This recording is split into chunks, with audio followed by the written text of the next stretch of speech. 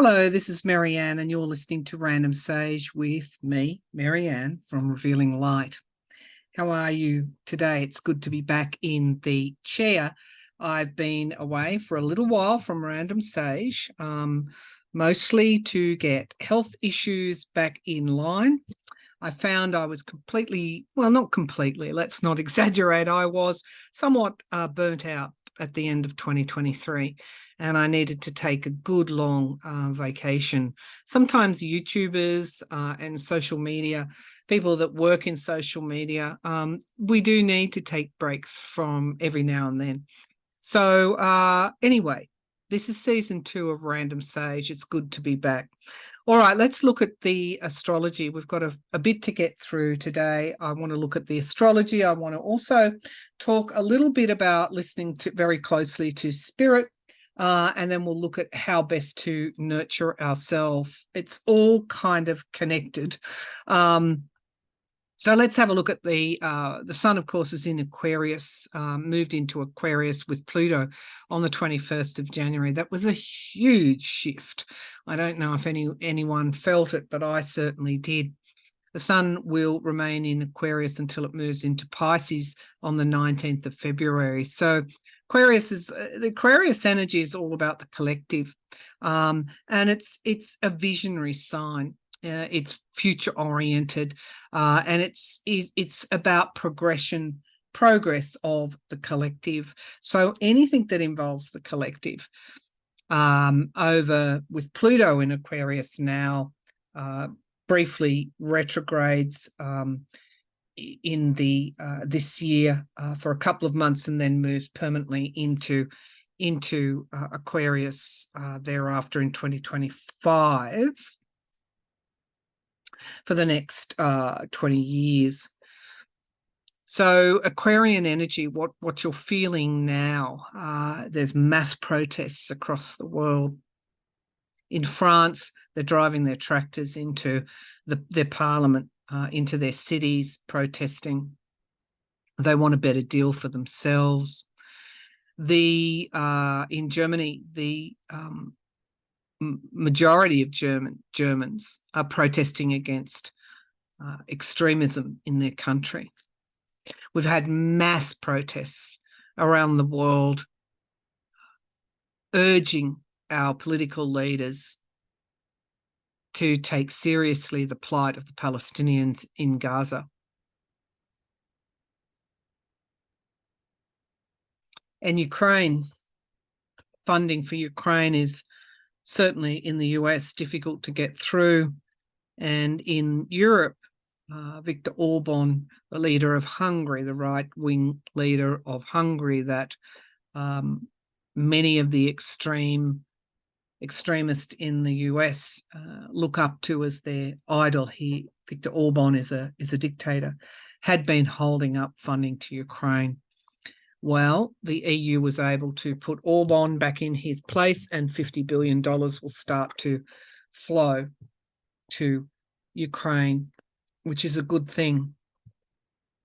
They fought so valiantly against invasion to push back invasion. So we have a focus and themes of groups, communities, networks coming together to push for change. Of course, you had South Africa taking Netanyahu's government to the International Court of Justice. And the International Court of Justice in The Hague found that Netanyahu's government had a case to answer for. And so they've taken on the case. And they also found that there was a plausibility of genocide occurring in Gaza, which is what we light workers and peacemakers have been warning about for months and months and months.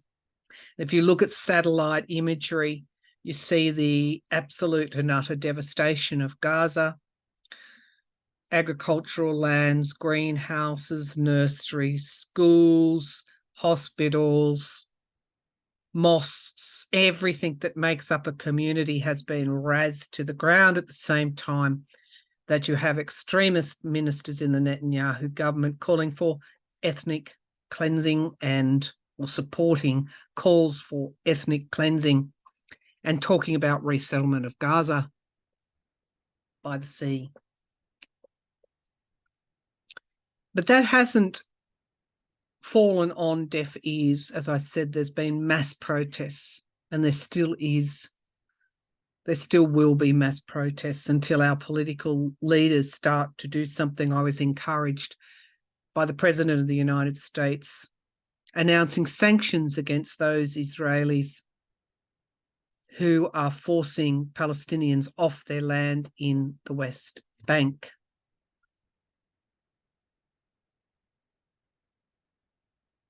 Enough is enough. We have a new moon in Aquarius on the 10th of February. This is a good time to begin those group community type activities. New moons are all about beginnings. The full moon in Virgo is on the 24th of February, bringing something to a close. We get the opportunity to look back and see what needs to be finished and what needs to end. Are you working on a project? Virgo are notoriously hard workers. Vision and progress is possible this month. All right, let's move to how best to nurture ourselves. In many ways, we nurture ourselves through being part of a healthy collective. But sometimes we can also get lost in the collective's woes. And we can lose that focus on ourselves as individuals. We are defined by our relationships in this life. They are the main tool that we learn about ourselves through. But sometimes you just have to step back and focus in on yourself. And that's what I had to do at the end of the year when I was suffering from burnout and a flare of my allergic asthma and my allergies. Probably the worst that I've had since about 2003. Interesting, a 20-year cycle. But I was forced to take time out. But I'm back now. I've been working hard on my health and well-being, because health isn't isolated from well-being. They are one in the same. When you're healthy, you have a good sense of well-being. When you're battling health issues, you have to work toward getting back to a place of well-being. When I open up for my psychic clairvoyant readings, I always do a protective prayer intention and a cleansing process, and then I call on my bird totem, which actually is the white cockatoo, to come forward. And that's when I know I'm in the presence of spirit, actively as a conduit with spirit. I was riding my bike some months ago, and I looked up and I saw a white corella, which is a type of it's actually a galah from the galah family, hovering above me in the sky. I've never seen a bird do it. Wings outstretched, blocking the sun, which illuminated its wings with golden light. I thought, my goodness, there's an angel in the sky. It really took me back. I stopped my bike and just stood looking, and we stood looking at each other. It was a beautiful sight. I have been more recently in the last few weeks thinking about strategies to manage my allergic asthma. And so with a little bit of frustration, I went out the other afternoon, evening for a ride again on my bike. And I said to Spirit, before I went, I said, can you just put something in front of me? Like, I think I've researched everything I can think of. Can you just help me in some way, show me a sign? I was riding up the bike path. Next thing, there was a white corella on the tip of the tree. It was like an afternoon without any movement in it, just sun. It's summer here in Australia, like that heat and no movement. And yet the cockatoo was just standing, whatever it was doing, standing on the pinnacle of the tree, just watching me as I rode past. They're pretty skittish birds. I had one as a child, so I grew up with one as a pet. And it didn't move. I got quite close to it and it stood there just looking at me. And I kept going, listening to my intuition, and I thought, there's something here that I've missed. So I returned home and started having a little think about what I could do differently. And I thought, perhaps it's time to change my antihistamine, which is I'm on an antihistamine daily. And so I dug around in my health records, and I pulled up reports from immunologists that I had seen in the past, and sure enough, it was stated in those reports that antihistamines may stop working for me, and I would need to change, rotate, and at least see if another antihistamine could be effective. And so I am in the process of changing my antihistamines and getting some relief as a result. The point of this story is that often when we reach the end of, I guess it's our tether, when we reach the end of inspiration, we can actually ask Spirit for guidance. And if we are attuned to the signs, we can be inspired to go a little bit further, to ask that next question. That is the hard work of returning to health and well-being. It's not just about physical health, is it? It's also about the inner processes, our inner thoughts. I was listening to somebody the other day, and they were quoting a saying, and they said, loneliness is not the absence of people, it is the absence of purpose. And when we do get burnt out, our purpose seems to fade away from our view. So this journey back to health and well-being for me, and for many who have been in my situation, they've been working hard at work, they've been facing a number of obstacles, whatever the situation is, working hard in relationships, being let down, whatever, working hard in the community and being undervalued and unappreciated.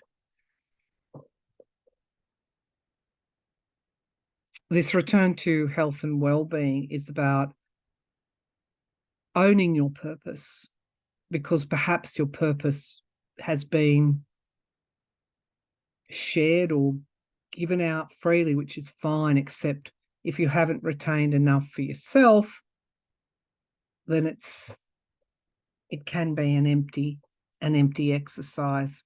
And so you have to start to remember and redefine what your purpose is. What your purpose is. Not an ideological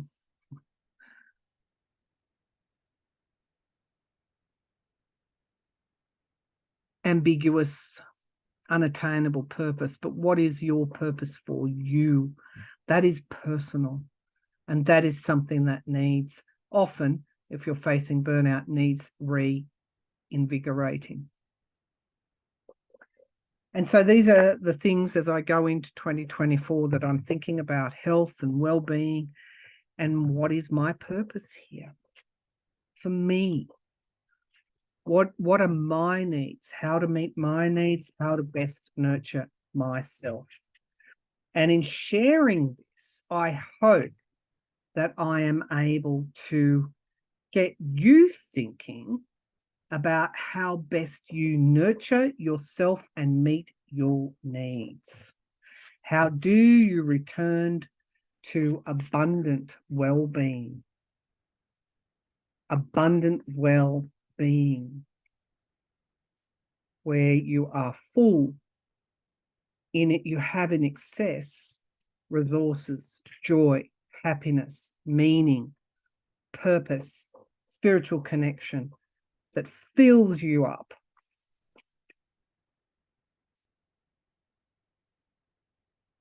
And gives you a very healthy way in which to live. So I have here the Shaman's Oracle deck, and I also have the Season of the Witches Oracle as well. And I'm going to look at how best we nurture ourselves. I also have the Aquarian Tarot if needed. All right, so let's get some images here. How best to nurture ourselves, how best to meet our needs, how best to inject that kind of energy into the collective. Because that, in healing ourselves, we will also in turn heal that part of the collective. All right, how do we best nurture ourselves? How do we best meet our needs? How do we best return to health? How best do we return to well-being? That is the question. How best do we return to well-being and then share that? How best do we return to well-being? The cosmic wound, the divine feminine, that's like a rebirth. That's interesting. I'm a little bit, just going to say, spooked by that card. I had a dream last night where I, again, was in a vacant house, didn't have much furniture in it, and there was nobody about except our family dog, Rocky, who disappeared through the front door. I had an option of either going to find him and chasing him or returning to that empty house. I wasn't sure if he had escaped, and I needed to go back inside that house to find him. As always, when I dream of these empty houses, there was a what felt like a I won't say evil, but there was something in that house that made me afraid to walk back in. But nevertheless, I did, because I wanted to make sure that Rocky was in there and not out in the street. So I walked back in. Rocky was nowhere to be found. I was in the house again alone. My father, who has passed over, was sitting in a chair, almost like he was keeping me company. He wasn't saying anything, just there. His presence was there. As I wondered where everybody was and why I was in this place alone and seemingly not knowing where, it's not that I didn't know where I was, I just didn't know why there were no people about. And at that moment, a girl in a school uniform appeared next to me, and she gestured to a white light, a white mist that was appearing there. And she said, walk through that, go toward the light. That is where you need to go. And so I somehow knew that that's what I had to do. And I went through that white, misty portal. And as I did, there was this feeling right down to the bottom of my heart of joy. It was almost like a shuddering of joy, and at the heart level. It's hard to describe. I woke up then, and when I woke up, I wasn't sure whether I was in this world or the next. It was such a profound experience. And here I have this card here, the Divine Feminine Cosmic Wound, 6, healing, the heart home, compassion. Wow, the heart home, compassion, heart home, compassion, cosmic womb. We get stranger and curiosity. That card has been coming up a lot lately. To me, it's about other, can be about other off-world type of benign beings, curiosity, stranger, learning something new, traveling somewhere new. And Moon Maiden, new beginnings. Okay, so how best do we meet our needs? You see the profoundness at which this question is asked, and this profoundness is unique to each of us. Whatever's profound for me, it's about you finding what is profound for you. What is your new beginning? Where do you need to go in this age of Aquarius? Where is it? Where is this energy going to take you? Fortune's wheel, luck and right timing. Let's get some clarifiers on these cards here. Can I have clarifiers for each of these cards, please? Can I have clarifiers? Let's just give this a shuffle. Clarifiers for each of these cards. Cosmic wound, heart womb. Keep saying cosmic wound. North Node and Chiron are conjunct at this time.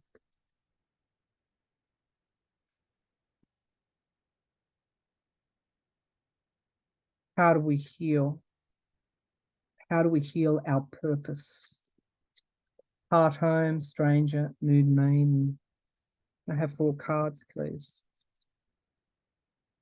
So cosmic womb, we get devotional. There's something so intimate when letters reflect the tongue. In times of introspection, when I am at my most vulnerable and revealing all that lives in me. Devotional. Cosmic womb, devotional. Revealing what is in you. Once you find what you need to share. Heart home, dark days of winter. I must seek to befriend the hidden parts of self, the darkness that embraces the whole of who I am. One of the ways we rediscover or discover our purpose is through extending compassion to ourselves. And that compassion allows us to meet our own needs, because you would want that for your loved one. Why wouldn't you want it for yourself? The stranger, garlic, curiosity. It is unwise to walk beyond the boundaries you have yet to expand on. Protection among all else. The stranger, curiosity. Protection among all else.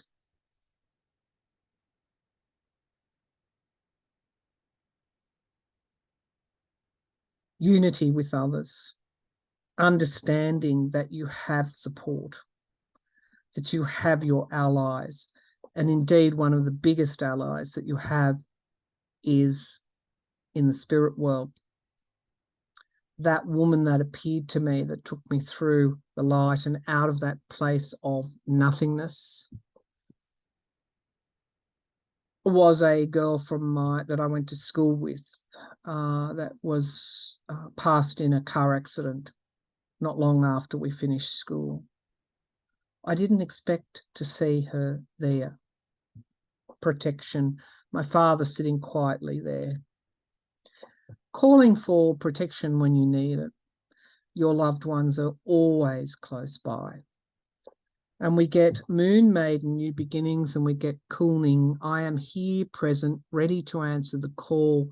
Hear my beating roar coming back home to me, coming back home to yourself. What is the new beginning? Coming back home to yourself. And once that is accomplished, there are limitless possibilities. Create the visions you desire. Take action in the plans that lead to fulfillment. Okay. On the base of, at the base of the pack of the Shaman's Dreams, we get Fortune's Wheel, luck and right timing, but we also get Empty Well, time to replenish. Time to replenish. We get also ancestral wisdom. And the reason that I went back to the base of this pack, because I knew this was here. I didn't know it was here, but I intuitively knew this card would appear. Stars in the sky, limitless opportunity. Limitless opportunity. Come back home to yourself and watch the limitless possibility unfold for you. All right, thank you for tuning in, everyone, to Random Sage with Maryann from Revealing Light. I haven't said that in such a while. Well, I'm here now. I don't know how frequently I'll be able to come on. It really depends on my health and well-being. However, I'm feeling pretty good right now, and I'm kind of confident that I will move through to attain well-being. I'd like that for me, and I'd like that for you. But I'll be back with season 2 of Random Sage. Whether it's a week or 2 weeks, we'll see. But I will be back. Thank you for tuning in, everybody, being patient with the show. I look forward to speaking to you again. Bye for now.